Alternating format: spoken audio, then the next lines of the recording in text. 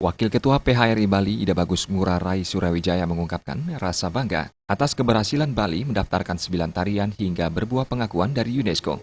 Kesembilan tarian tradisional tersebut yakni barongket, joget, legong keraton, drama tari wayang wong, drama tari gambu, topeng sidakarya, baris upacara, tari sangyang dan rejang.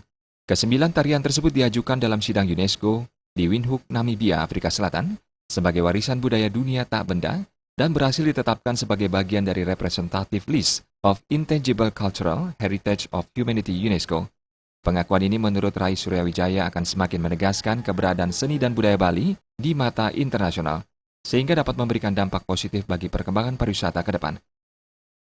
Itu akan turis-turis yang akan datang ke Bali di samping melihat adat istiadat dan budaya dan juga tarian-tarian yang disakralkan ini menambah value added kita.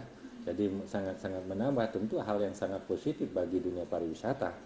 Karena hal-hal ini yang sangat kita tunggu-tunggu seperti ini. Ini kepada pemerintah dan panitia-panitia yang telah berjuang memperjuangkan ini, kita sangat bangga dan berterima kasih sekali.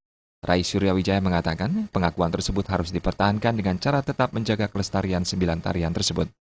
Pemerintah harus memberikan pelindungan berupa payung hukum agar tarian tersebut tidak disalahgunakan pemanfaatannya. Pujiantini dan Putu Ratna, Bali TV.